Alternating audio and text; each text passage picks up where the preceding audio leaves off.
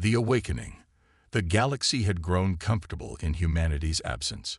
For 3 centuries, the stars had known peace, or at least the type of peace that comes when the most unpredictable species in the cosmos is believed extinct. The great powers had divided Earth's former territories among themselves, built monuments atop the ruins of human cities, and relegated the memory of mankind to cautionary tales told to younglings.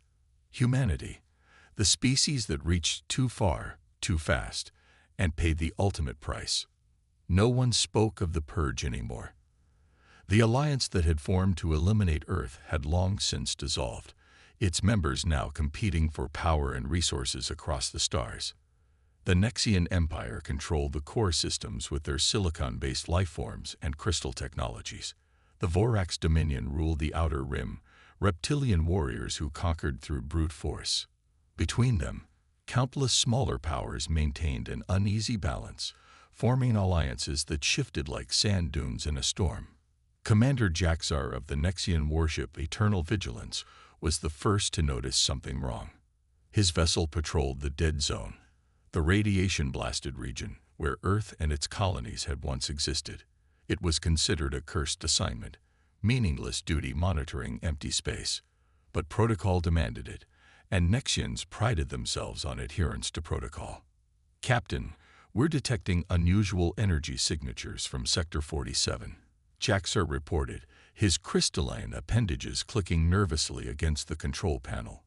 "The readings don't match any known signatures in our database." Captain Vox 12, a decorated veteran of 3 galactic conflicts, shifted his massive form toward the viewscreen. "Magnify Sector 47. What appeared on screen sent shivers through Vox 12's crystalline body. A fleet of ships was emerging from what had appeared to be empty space, sleek, black vessels that seemed to absorb the very starlight around them. Their design was unlike anything in the Galactic Registry, but somehow familiar in a way that made the captain's core temperature drop several degrees. "Run a comparative analysis against historical records," he ordered, his voice unusually strained. The analysis took mere moments. The results caused the bridge to fall silent.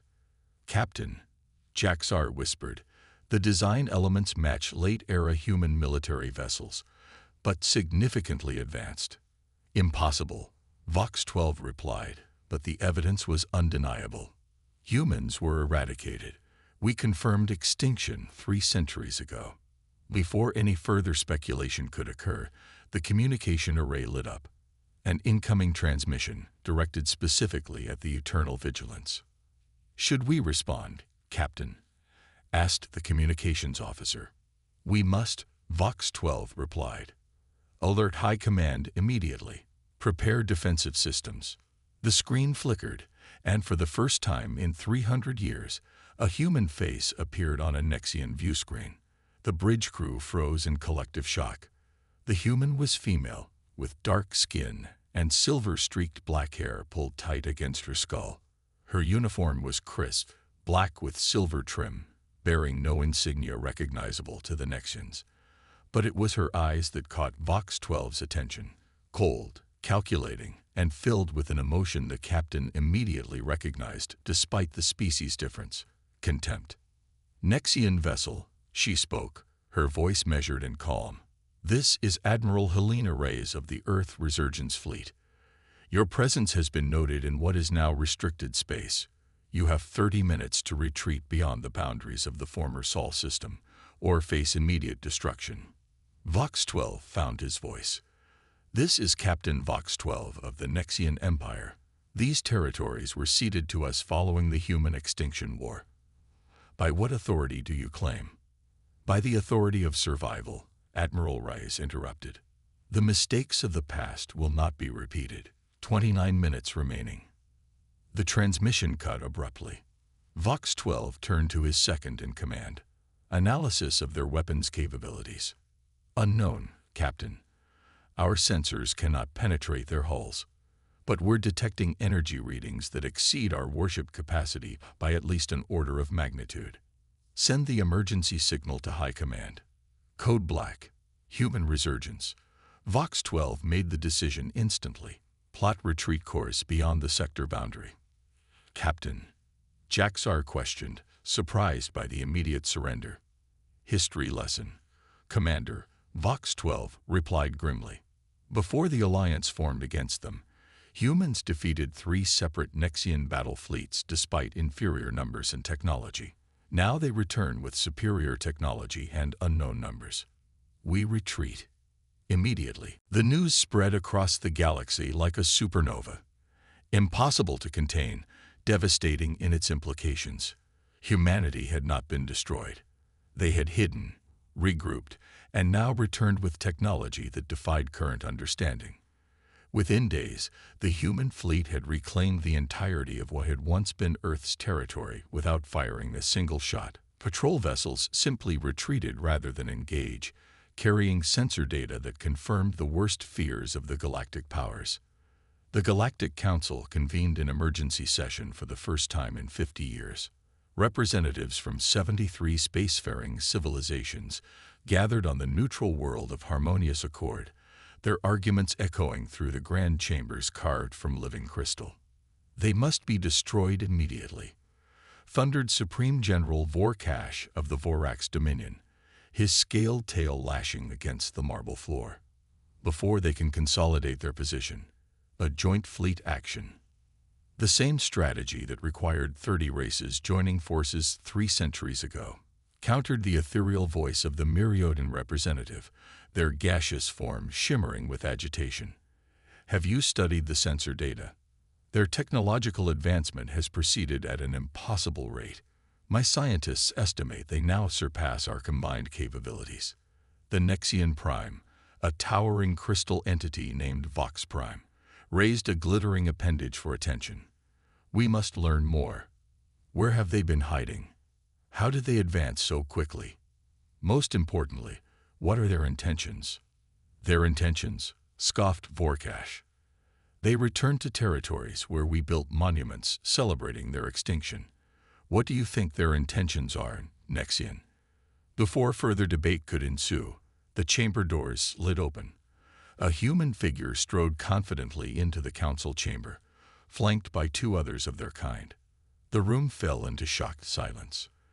The leader wore a simple gray uniform with minimal ornamentation, a stark contrast to the elaborate ceremonial attire of the council representatives. He was average in height and build, with features that would have been unremarkable among humans. Yet his presence commanded the room instantly. I am David Chen, Ambassador of Earth, he announced, his voice carrying effortlessly across the chamber. I come bearing a message from the United Earth Government. This is outrageous, Vorkash bellowed. No invitation was extended to your kind.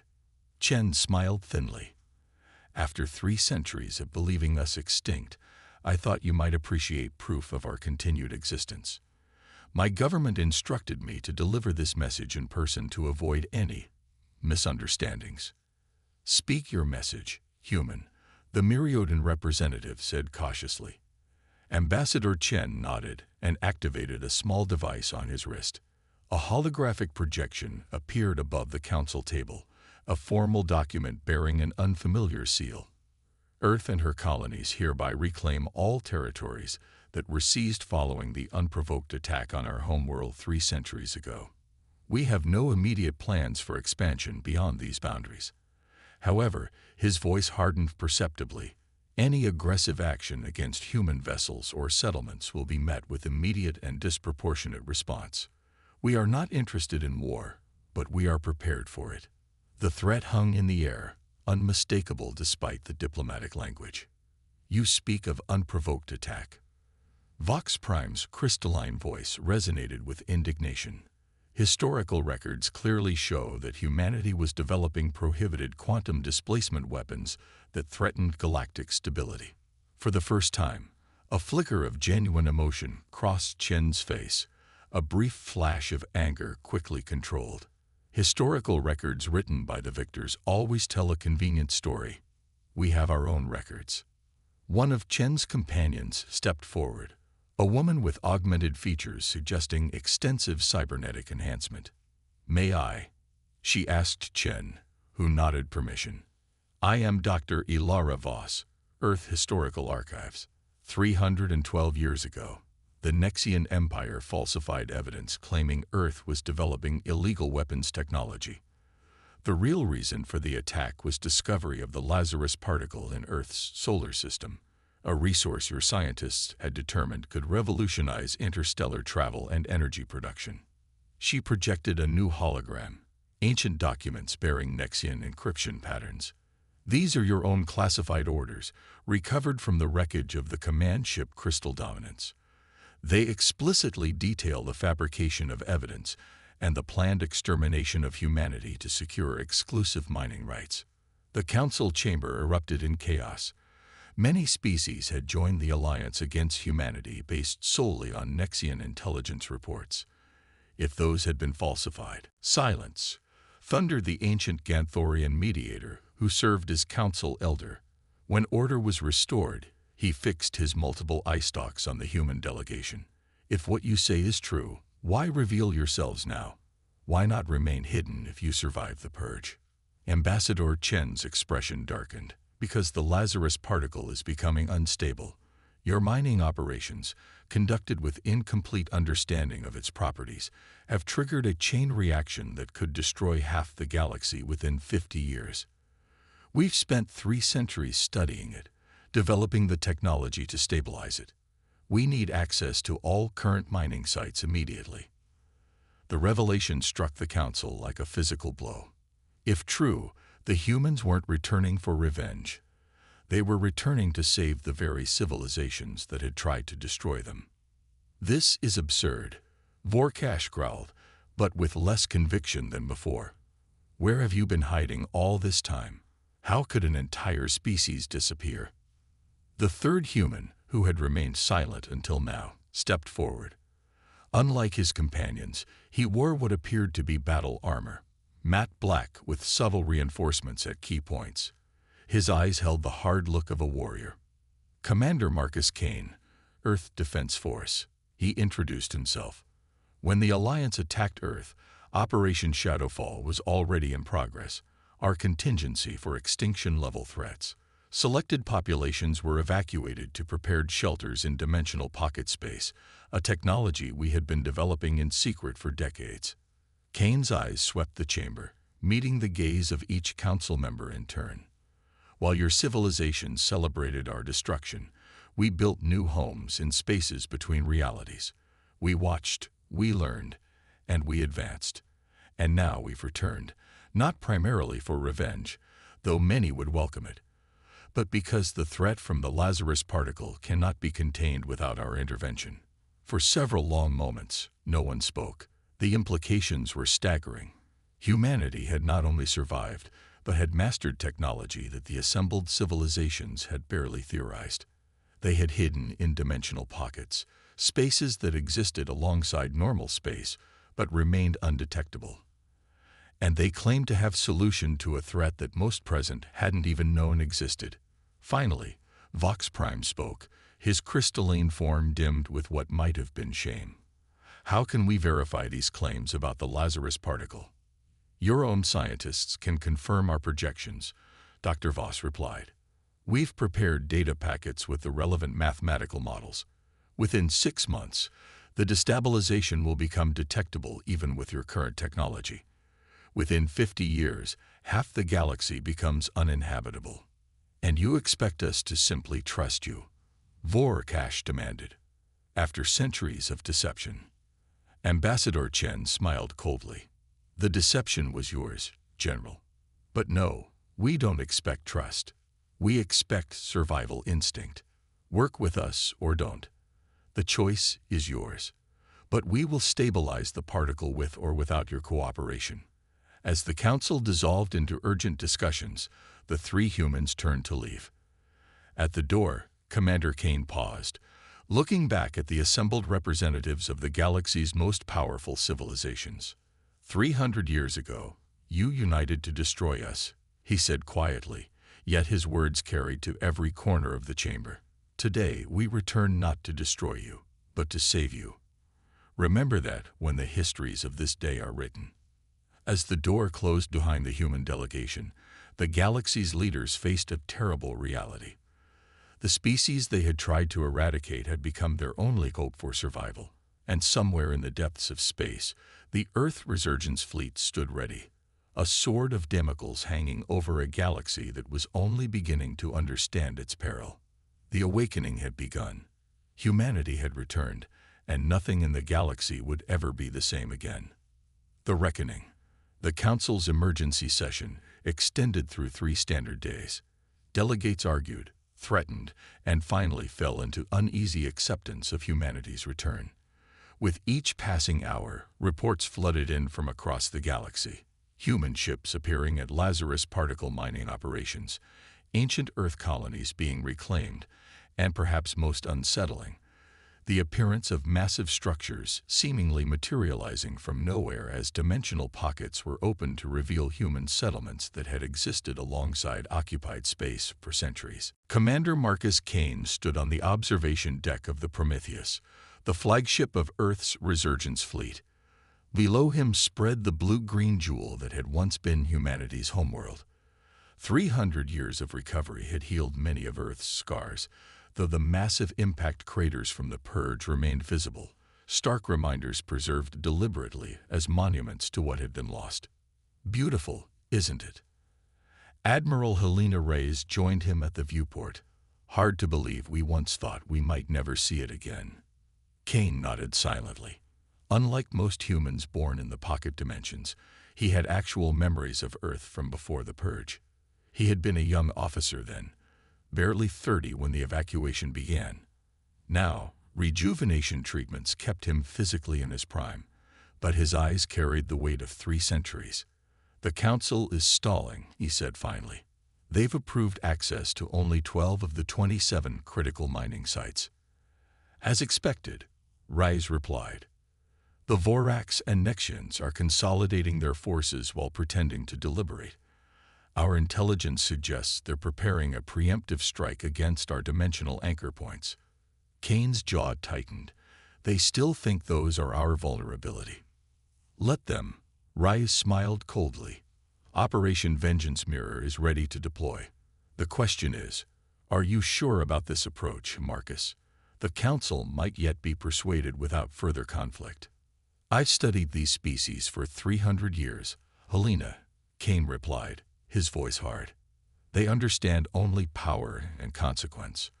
Ambassador Chen's diplomatic approach secures us time, nothing more. The Nexians, especially, will never willingly admit their deception. Not when it would require reparations to dozens of species they manipulated into the alliance against us. His hand drifted to the scar running from his temple to his jaw, a reminder of the day Earth fell. I watched them bomb our cities, target civilian evacuations. 70% of our species died before we could complete the dimensional shift.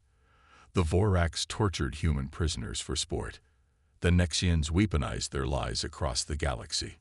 His eyes met hers, unflinching. Some debts must be paid in full. Admiral Reyes nodded slowly. Very well. Vengeance Mirror commences at 600 tomorrow. The Nexian capital world of Crystal Prime had known peace for millennia. Its towering spires of living crystal reached toward the stars, housing billions of the silicon-based lifeforms in geometric perfection. The world was a testament to order and hierarchy, values the Nexians prized above all else. The attack came without warning. At precisely the same moment across the planet, hundreds of dimensional ruptures opened in the sky. From each emerged a single human vessel, not the massive warships the Nexians had been tracking, but smaller craft with distinctive red markings. Before planetary defenses could respond, the vessels released clouds of microscopic drones that descended toward the crystal cities below. In the Imperial Palace, Vox Prime received the alert with disbelief. How have they penetrated our defenses? Activate the planetary shield. Systems are not responding, his aide reported, panic evident in the harmonic tones of his voice. Something is interfering with our network protocols. Throughout the palace, and indeed across the entire planet, crystal view screens activated simultaneously, displaying the same human face. Commander Marcus Kane. People of the Nexian Empire, Cain began, his voice translated perfectly into Nexian harmonic speech. 300 years ago, your leaders orchestrated the attempted genocide of humanity based on manufactured evidence. Today, we deliver consequences. Vox Prime watched in horror as damage reports began flooding in. The microscopic drones weren't attacking Nexian citizens directly.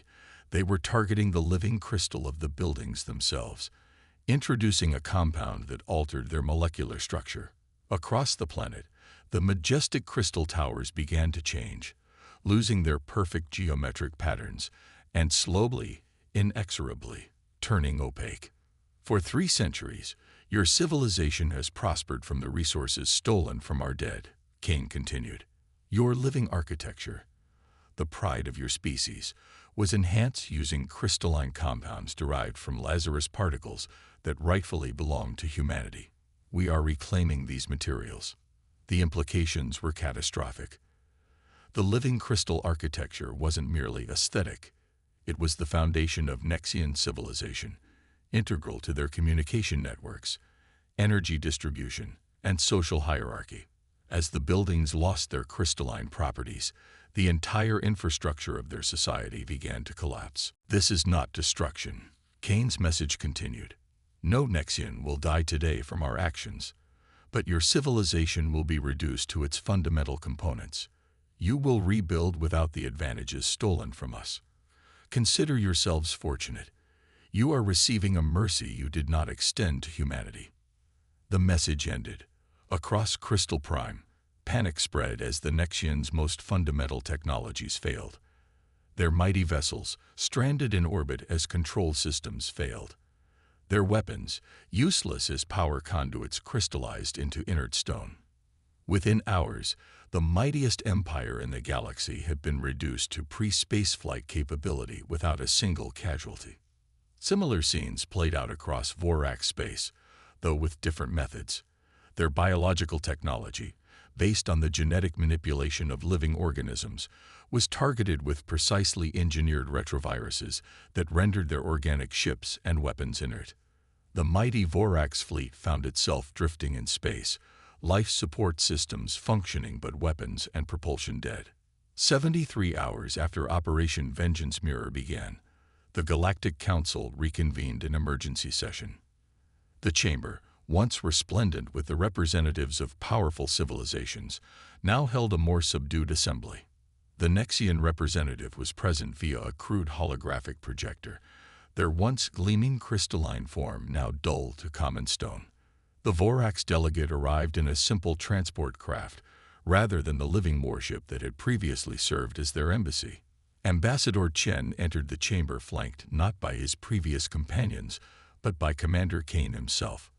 The human warrior strode forward, his expression impassive as he faced the assembled representatives. 2 days ago, humanity demonstrated a fraction of our capabilities, Cain announced without preamble. We could have chosen annihilation. Instead, we chose proportional response.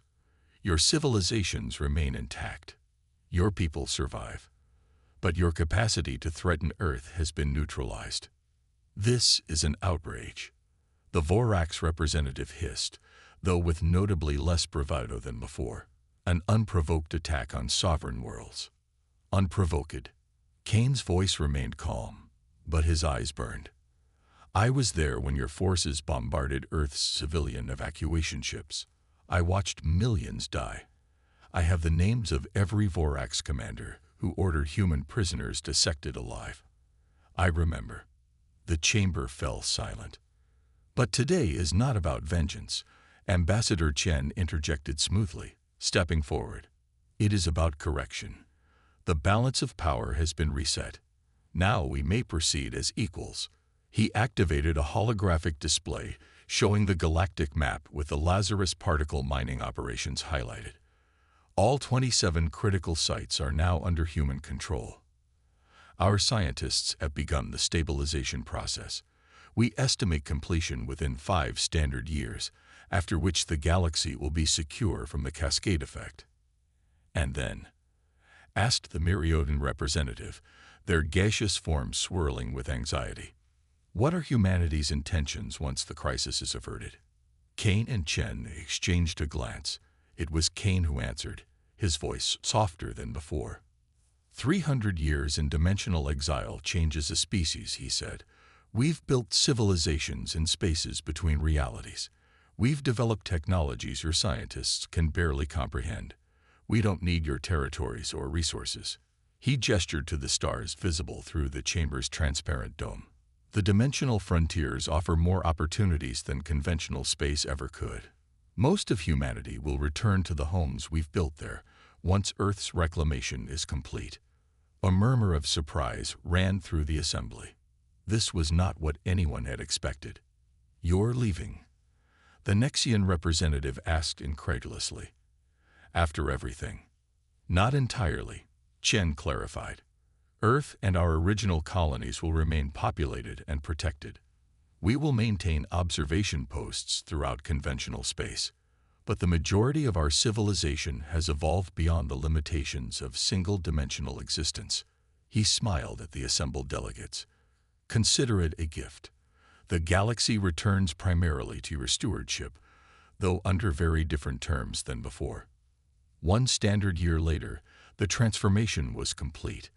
Human vessels had withdrawn from most contested regions, maintaining presence only at the Lazarus particle mining sites and within Earth's original territorial boundaries. The stabilization process was proceeding ahead of schedule, the immediate threat to the galaxy receding. But humanity's brief return had permanently altered the galactic order. The Nexian Empire and Vorax Dominion, once the unchallenged powers of known space, struggled to rebuild with their advanced technologies neutralized. Smaller civilizations that had suffered under their dominance found new independence, and throughout the galaxy, dimensional monitoring stations had been established. Silent, watchful reminders that humanity now existed both alongside and beyond conventional space.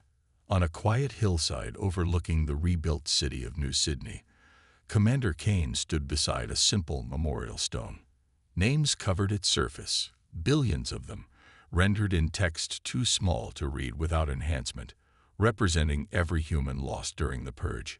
He came here often during his increasingly rare visits to conventional space. I thought I'd find you here, Admiral Rice said, approaching from behind. The Council has ratified the final treaty. All parties have acknowledged the historical record. The Nexians have formally admitted their deception. Kane nodded silently, his eyes still on the memorial. Was it worth it, Marcus? She asked quietly. 3 centuries of planning, building, waiting. Kane considered the question carefully.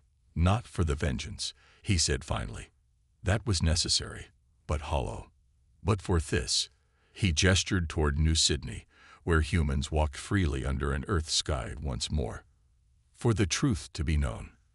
For our dead to be honored rather than forgotten. Yes, it was worth it. He turned away from the memorial. The dimensional gateway opens in an hour. Are you returning with me? Reyes nodded. Earth is secured, but our true civilization lies between the dimensions now. We've evolved beyond this space. As they walked toward the waiting shuttle, Kane paused for one last look at the planet he had once thought lost forever. We saved them, you know, not just from the Lazarus particle destabilization, but from themselves. The galactic order was stagnant, oppressive. Our return shattered centuries of calcified power structures. Ironic, Reyes mused. They united to destroy us, only for their unity to be their ultimate undoing when we returned. Kane smiled slightly.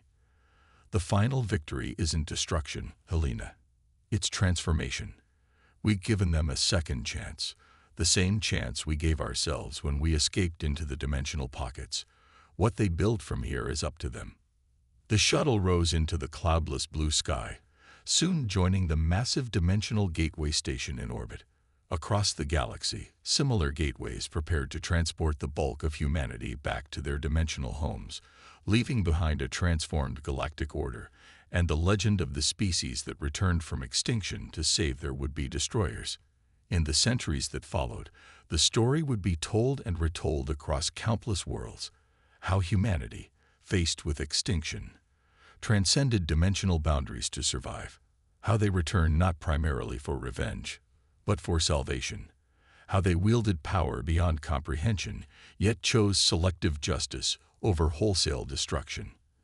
And in quiet moments, on worlds throughout the galaxy, sentient beings of all species would look to the stars and wonder about the civilization that now existed alongside them, invisible yet ever present in the spaces between realities. Not gone, merely transcended, not forgotten, but transformed into something greater than their enemies had ever imagined possible. The greatest revenge, after all, was not destruction. It was thriving despite all efforts to prevent it. By that measure, humanity's victory was absolute and eternal.